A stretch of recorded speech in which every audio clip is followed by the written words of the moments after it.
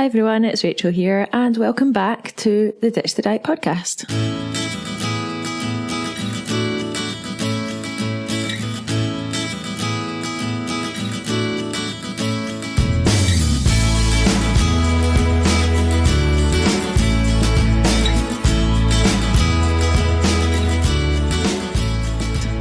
In today's episode, I am talking to Dr Roger Henderson, who is the UK Medical Director for Leva Healthcare and is also a GP practicing in the borders of Scotland. And in today's episode, I wanted to cover a topic that I get a lot of questions about, and that is about type 2 diabetes, and is it possible to reverse type 2 diabetes simply with lifestyle interventions, or do we need medication in order to do that?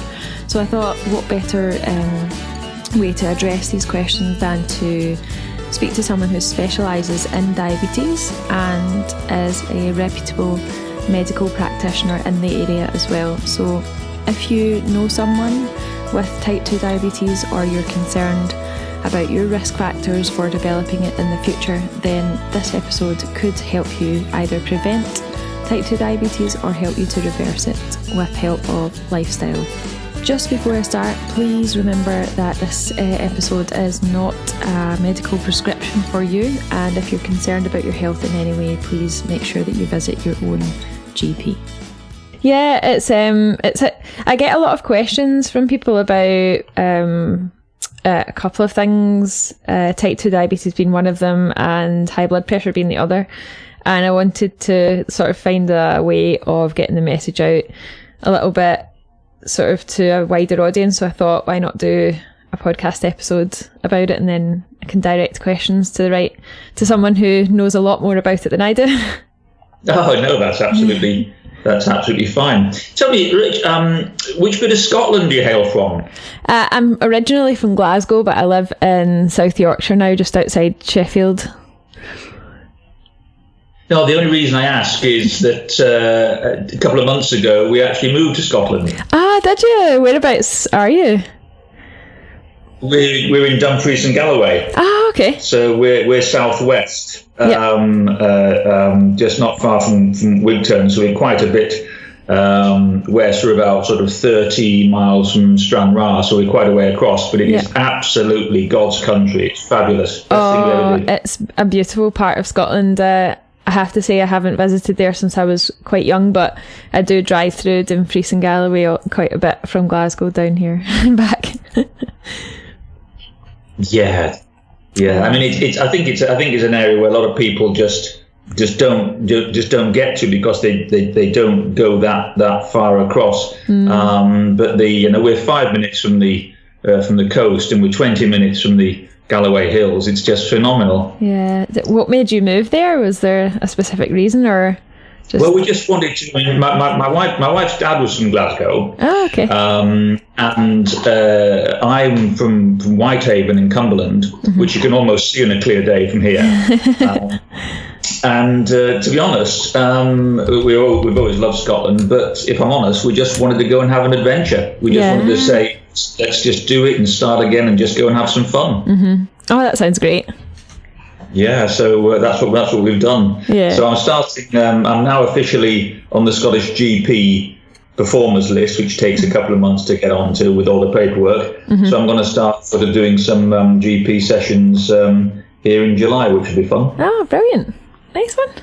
I'm sure you'll absolutely love that part of the country. It's absolutely stunning. There's so much to see, and it's quite quiet as well. Nice and relaxed. It is.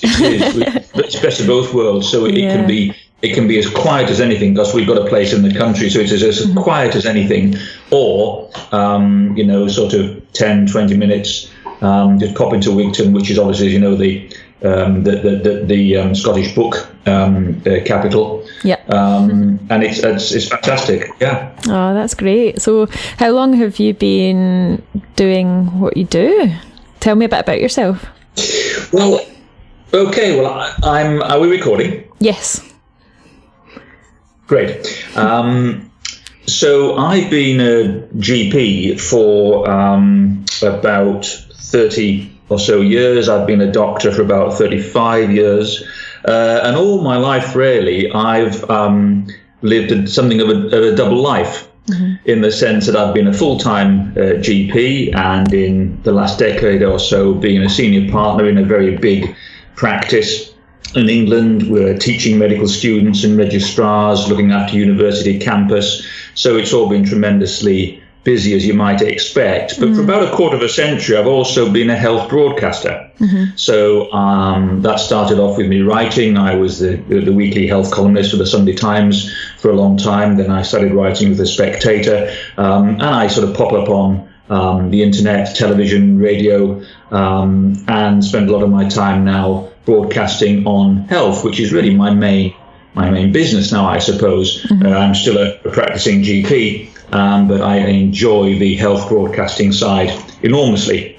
And I'm also the medical director of a company called Lever Healthcare, which NHS England work with as part of their National Diabetes Prevention Programme, which is where I get my specialist interest in diabetes. So I'm a jack of all trades. I wouldn't say I'm a master of none, but I might be a master of some, perhaps, after all this time. And it's a nice balance. It keeps me sharp, but it's also, there's always something new going on. Yeah, definitely. And so the purpose of this episode is really to talk about type 2 diabetes and sort of shed some light on that, the causes, the concerns, and a question that I often get asked is it possible to recover fully from it? So I thought we'd kind of start off by having a little chat about what exactly type 2 diabetes is, or what diabetes is, and how it differs from type 1 diabetes as well, so that we can sort of differentiate between the two and how different they are. I think that's important, because there are two types of diabetes. The one that we're probably not going to talk about today is the less common type, which affects about 10% of people with diabetes in the UK, and that's called type 1 diabetes. Now, overall, diabetes essentially is a chronic disease that occurs when the pancreas gland, that's the gland that sits almost right in the middle of your body, sort of next to your stomach, when the pancreas gland doesn't produce enough of the hormone insulin. And insulin is our absolutely critical hormone that regulates the amount of sugar in our body, in our blood. So there's almost three types of diabetes in a way: type 1, type 2, which is the one we're going to talk about, and then also the diabetes of pregnancy. Some pregnant ladies can develop diabetes, which is often transient and only linked to the duration of that pregnancy, but in some women it can go on and continue as longer term diabetes. Type 1 diabetes, which, as I say, affects about 10% of the population, is characterized by a lack of insulin production completely. The body just doesn't make insulin, it just stops making it. And the key thing about type 1 diabetes, it can't be prevented. There's nothing you can do about it. If you've got it, you've got it. And this typically presents in young children or in teenagers and adolescents. And they can become very, very sick very, very quickly. And the diagnosis and treatment of type 1 diabetes is often a medical emergency. That 90% of people, not only in this country but around the world, have type 2 diabetes. And that occurs when the body does make insulin. It actually, it actually continues to make insulin, but it either doesn't make quite enough, or the insulin that it makes is quite poor quality and it doesn't quite do what it should. But the thing about type 2 diabetes, for many, many people with it, over half probably, it is largely preventable. Okay. And there are around 3 million or so people in the UK with diabetes that we know of who've been diagnosed with it. But unfortunately, there are probably, we guess, the best part of about another million walking around the high street with it who don't know they've got it. And as a consequence, they can, when they're diagnosed, complications can already have occurred.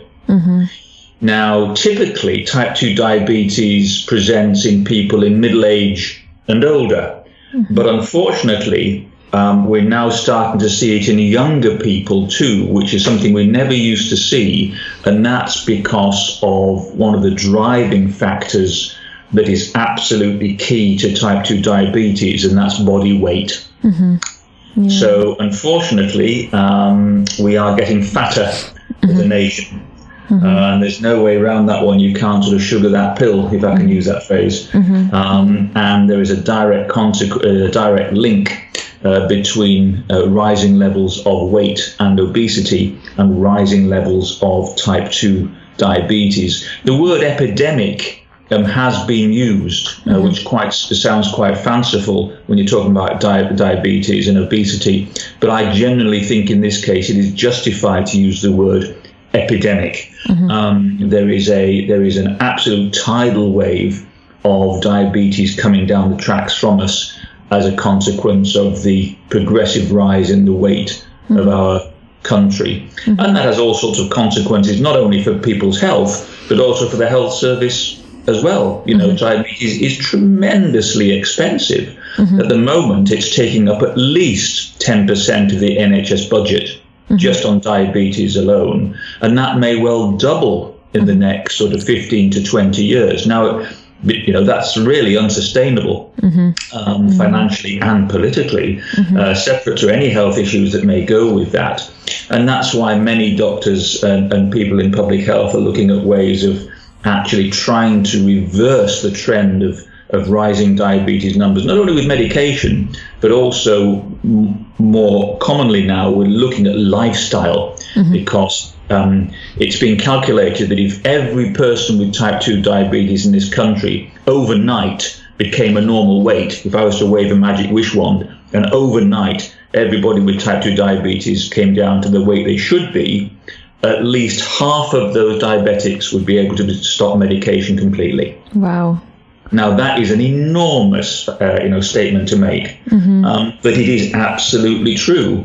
And so, there's something, it's not just, me saying that. There was a fantastic study fairly recently in the Journal of the American Medical Association that showed that 56% of type 2 diabetics can reverse their condition just by lifestyle change. Okay, so you and I sort of have lived in an age, we've grown up where, certainly I'm old enough to remember the top-down patriarchal model of going to the doctor. You went to the doctor said, do this, you said, yes, doctor, took the pills and went away. Fortunately, we've moved on from that now, and it's a much more interactive, there's much more dialogue between patient and doctor, and increasingly your GP will be less likely to want to give you medication and more likely to give you advice on lifestyle, certainly with conditions like diabetes and sometimes other things like high blood pressure as well. And so who is at the biggest risk of developing type 2 diabetes? So if you're overweight, or if it, is there a certain weight category of people that are more susceptible to developing type 2 diabetes? Is it always weight related, or can you just develop it even if you are a healthy weight? Yeah, certainly type 1 diabetes, obviously, as we said, that you just develop it, although there is some genetic elements. And with type 1 diabetes, if you have a mother or a father or a twin or a sibling with type 1 diabetes, you are slightly more likely to develop it yourself.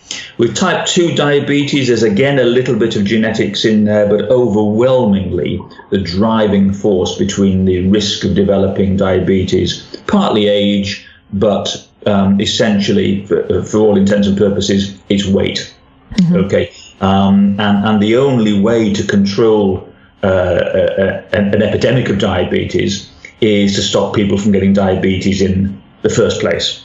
So, men and women fairly equally affected. The risk goes up with age, but that risk with age is because with age we tend to put weight on So the risk is linked to age-related weight gain rather than just father time going by. So if you are 70, 75, 80 and you are thin or a normal weight, you are far, far less likely to be developing type 2 diabetes than someone who is overweight. And if I'm honest, I can't remember in my clinic the last time I diagnosed someone with type 2 diabetes who was either thin or a normal weight. It just very rarely happens. And are there any other sort of contributing lifestyle factors when it comes to developing type 2 diabetes? Is there, certain, you hear a lot of times that there are certain foods that contribute to it, or, and one of the things that I get asked a lot is it sugar? Is it eating sugar that causes type 2 diabetes?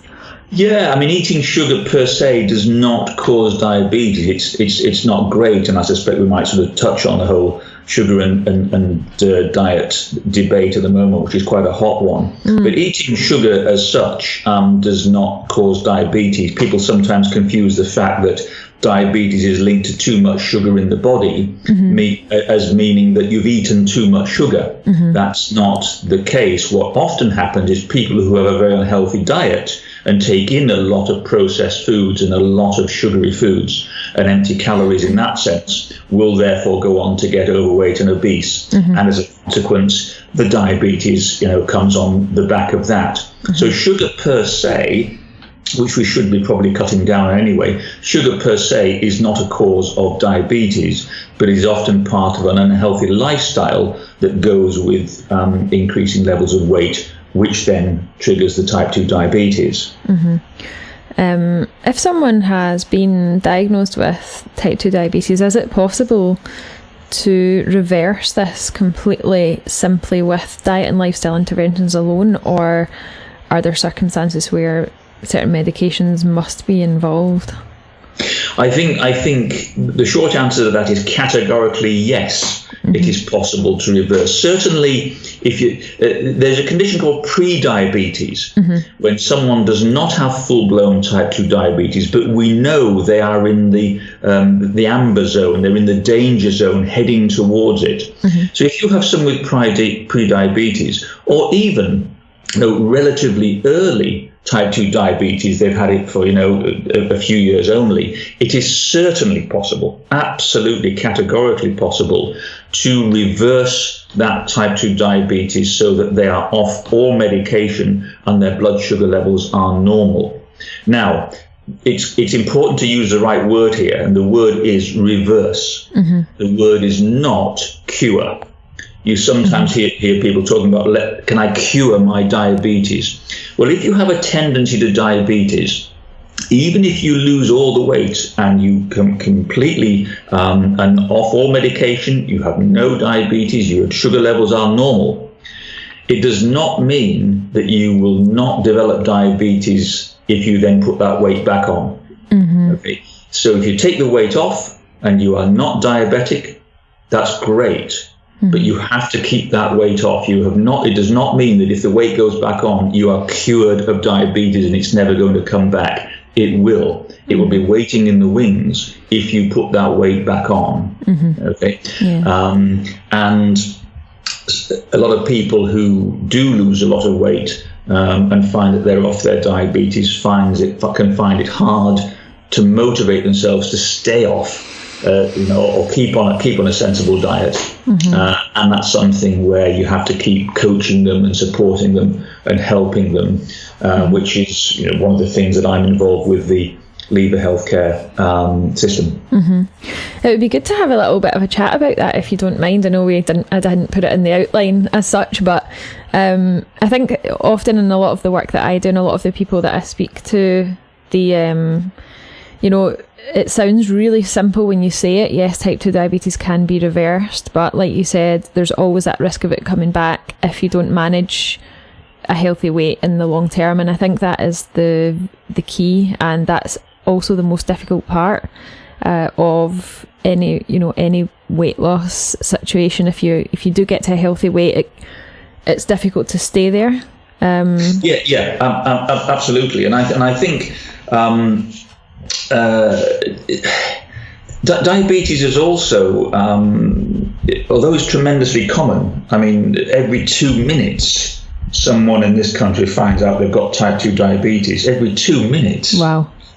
And if the current trends persist, then in 6 years' time, by 2025, 1 in 5 people in the UK, 20%, will develop type 2 diabetes. I mean, 1 in 5. Wow. Imagine walking down the high street and just looking at 1 in 5 people with type 2 diabetes. That's why it's such a monster of a problem. But it's not just that people find it hard to not only lose weight but keep the weight off, but there can be a stigma to diabetes. You wouldn't think there would be.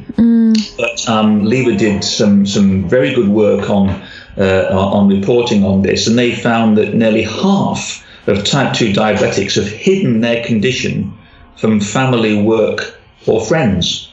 And they all said that the biggest challenge facing them was maintaining a healthy diet.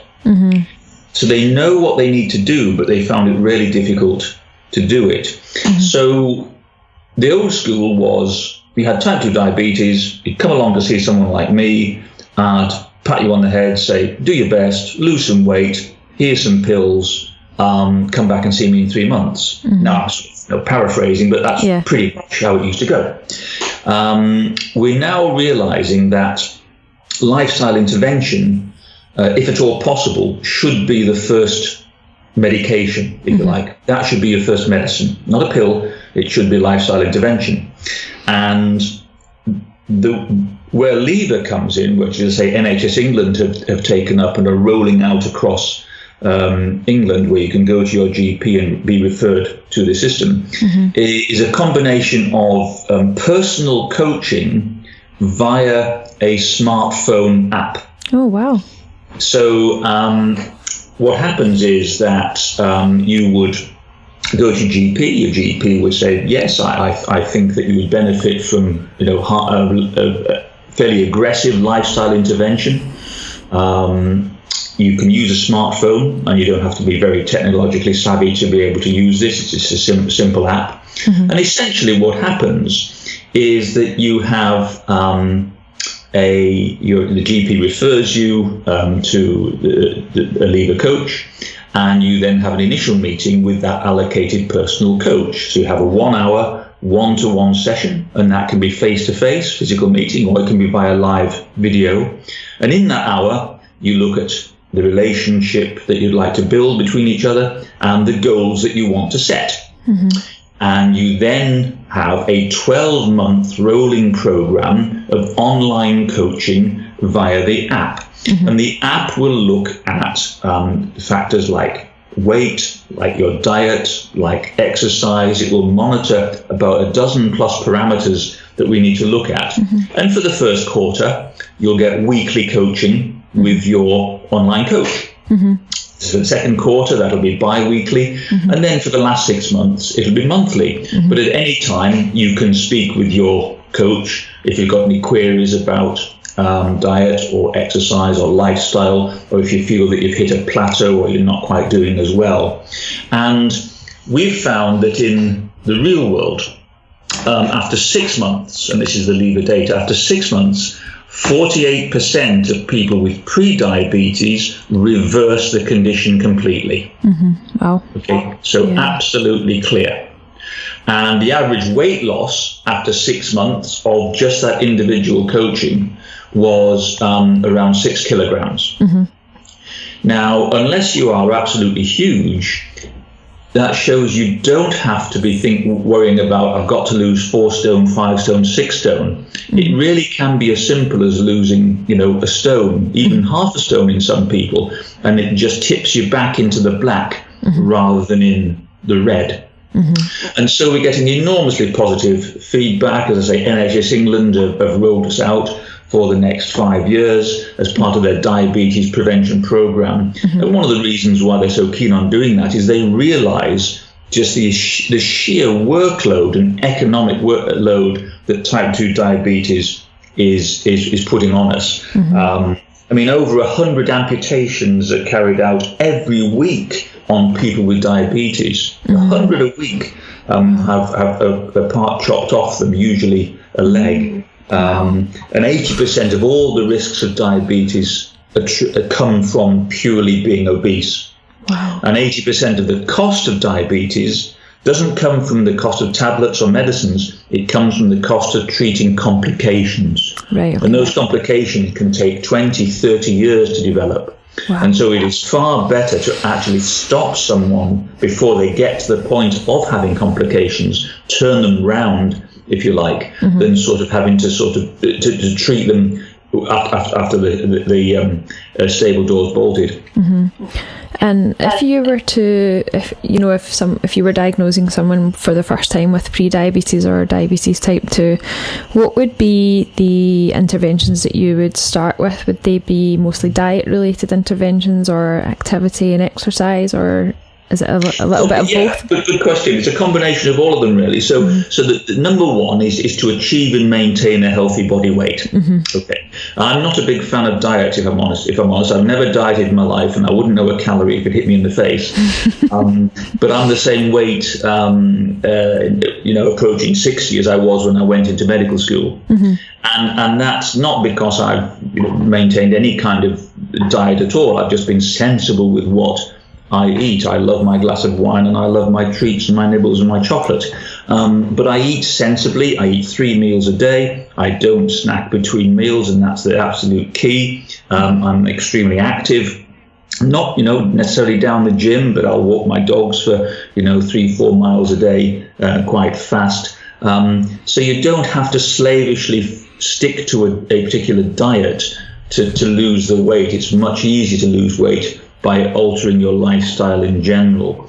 So you're looking to achieve and maintain a healthy body weight, and that's mainly by being physically active.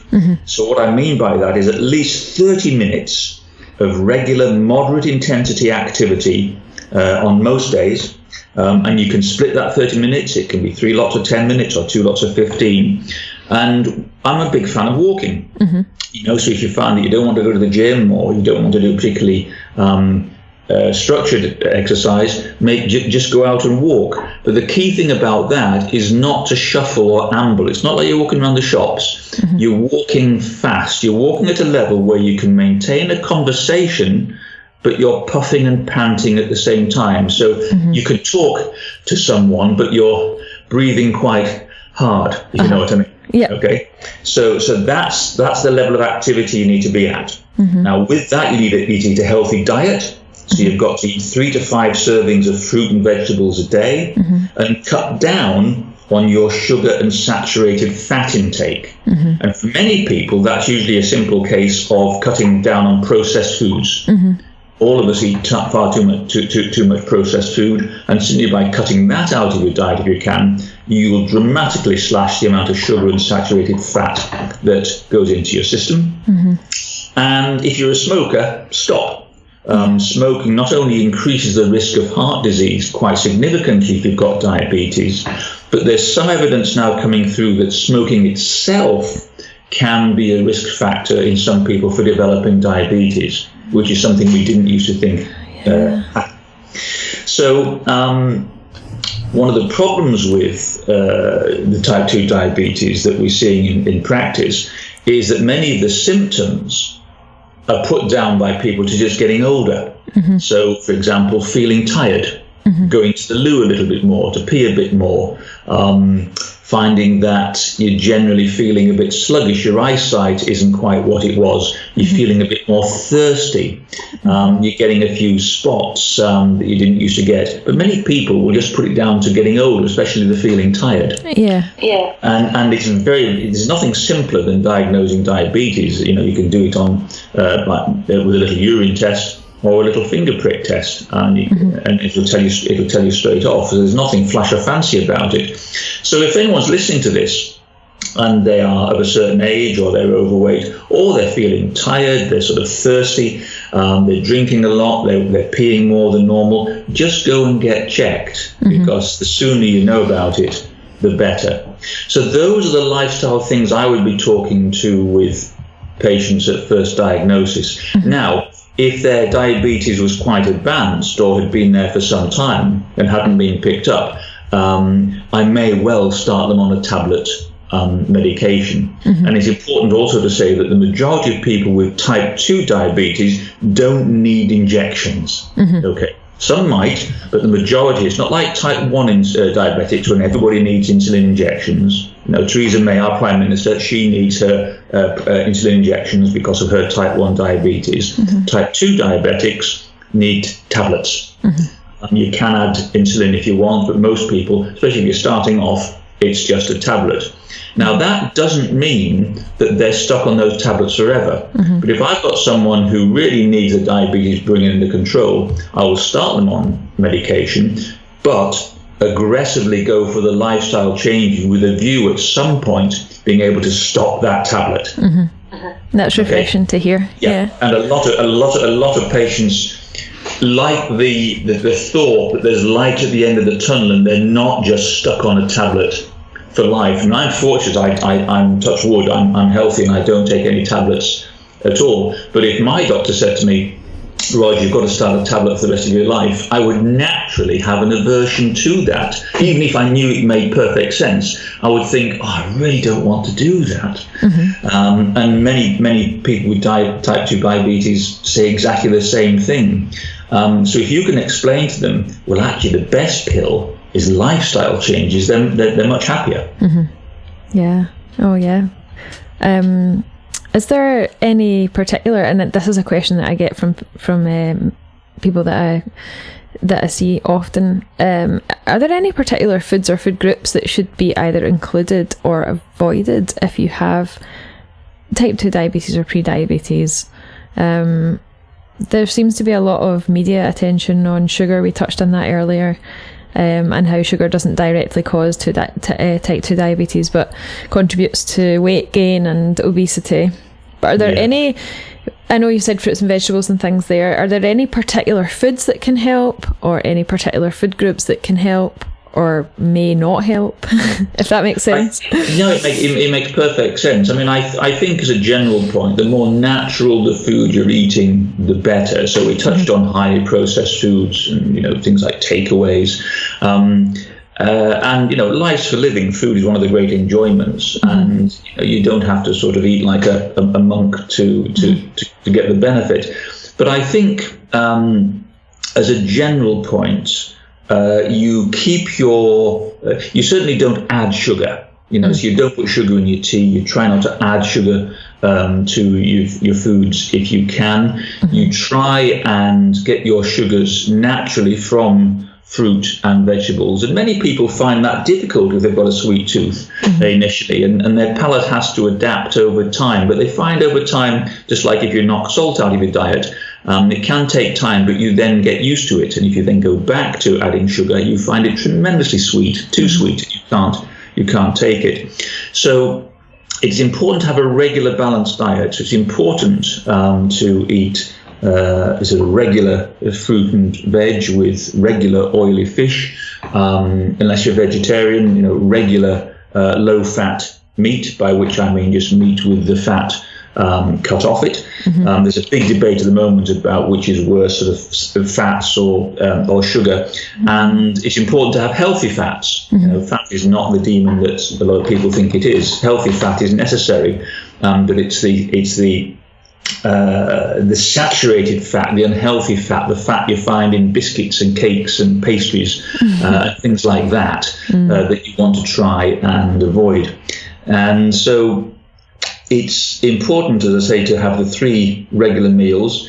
The old saying, eat breakfast like a king, lunch like a lord, supper like a pauper, is important, because most of it do it the other way around. We snatch breakfast, we might get a sandwich for lunch because we're busy, and then we sort of blow out in the evening. Now that's not the way the body likes. The body likes to work the other way around. So if you can do that, it's to your benefit. And if you think about breakfast, in my view, it's probably the most important meal of the day, because there is extremely good evidence that people who have breakfast regularly are more likely to lose weight than those who miss it. And one of the reasons for that is that they tend to snack later in the morning when they get very hungry. and they tend to snack on the things they shouldn't be. Oh yeah, I always notice if I've I'm a big breakfast person. Like, I know if I haven't had breakfast because it hits 10, 11 o'clock and I'm just not a nice person to be around. But I know on days where I haven't had breakfast and it comes to the evening, and I definitely eat a lot more volume of food as a result of simply not making the time to eat breakfast. All the time. No, that's been really insightful. Is it okay? Yeah, it's been really insightful. It's been really useful and really interesting, and it's a lot more simple than I think a lot of people. I say simple. It's not. Well, it's simple, but it's not easy to do.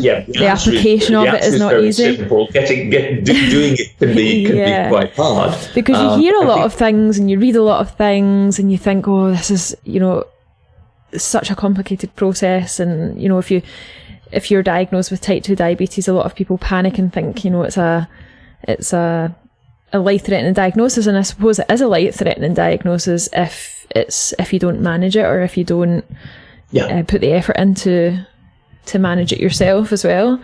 But from a GP standpoint, from where you are, do you see the people that you're diagnosing, do you see them fairly motivated to make the changes? Do most people make the changes, or do you find some people don't? It's a broad mix. I mean, some people just don't. They are on a one-way ticket. They know what is likely to happen to them, and they still say, well, I'll just go along with that because I'm not going to change my lifestyle. I'm too set in my ways. That's something you often hear. But increasingly, if you take the time and explain when you're given a diagnosis of type 2 diabetes, this is not some kind of death sentence. This can be just a bump in the road for you. It's going to take a resetting of your lifestyle, but literally, if that is going to save your life or stop you having your leg cut off or going blind, for me, that's a bit of a no-brainer. And when you sort of start explaining it that way to people, they go, actually, it is a no-brainer, isn't it? And not only if they make the lifestyle changes, does their diabetes go into remission, which they're delighted about, but they come back and they go, I'm just so much healthier. I'm a nicer person to be around. I'm so much happier. My kids, I play with my kids. My wife likes me more. All sorts of things like that. Because they feel 10 years younger because they've actually addressed what they need to do. And not only diabetes, if they take up that lifestyle challenge and lose the weight and do what they should do, they will also start reducing risks of other things like heart disease. They will start reducing, if they lose weight, they'll start to reduce their risk of developing things like arthritis in their knee and hip joints. Little things they might not think of. So it comes down to the fact that ultimately the patient is responsible for their own health, not the doctor. It's the patient. Now that can come as a surprise to many patients, but it is down to them. But it should not be down to them alone. They need to have support and intensive coaching every step of the way, because they're going to have bad weeks and they're going to have days where they think, oh, stuff it, I'm not going to do this. That's just being human. And you can't just sort of say, well, that's what you need to do, and cast them adrift and let them get on with it, because that's a recipe for something not working. If someone is listening to the podcast, this episode, and has a diagnosis of type 2 diabetes or pre-diabetes, or is perhaps worried that they may be on the road there, where would be the best place for them to go for more information, legitimate, real information, because we know there's a lot of rubbish out there as well? Absolutely. Well, obviously, if they want to go and chat with their GP or even their practice nurse, because most practices will have specialist diabetes nurses now who are excellent, and just go along and have a chat and get the test. That's the first thing I would do. There are some very reputable websites. As you say, there's an awful lot of rubbish out on the net. But if you go, for example, to NHS Choices or Patient UK, those are excellent websites just to get proper quality information about the condition. Diabetes UK is the gold standard charity, and they've got fantastic information online. So go to Diabetes UK because they're really excellent. They're the one that many GPs will point patients towards. Yeah, oh, that's great. Thank you so much. And if we want to find you, do you have social media or websites or anything? I am. I am on. I don't do Facebook, but I am on Twitter. Yeah. And my Twitter handle is Roger the Doctor, cool. which is where you'll find me. Great. I'll put that in the show notes if anyone wants to find you, and I'll make sure I look for you on Twitter as well, so that we can connect there for when the episode comes out. So yeah, thank you so much for your time today. I really, really appreciate it. It's been really valuable. That's a pleasure. That's been fun.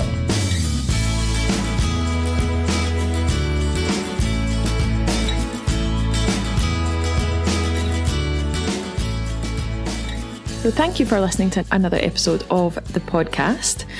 If you haven't already subscribed, make sure you do so. Just hit the subscribe button on iTunes or Spotify or wherever you're listening to the podcast. And if you're a long-term listener, it would be really great if you could pop me a little 5-star review and a couple of sentences in the comments on iTunes, as it will help the podcast to be discovered by other people. And of course, that is the point of doing a podcast, to help as many people as possible. And if you're a brand new listener, welcome, and I hope you've enjoyed your first episode. There are about 70 previous episodes now, so go back and find the ones that you want to listen to and add them to your planner. So again, I hope you've enjoyed this. If you'd like to find out more about Dr. Henderson and what he does, or any of the links and things that we've commented about in the episode, then just scroll down on whichever device you're listening to and you'll be able to find the links there.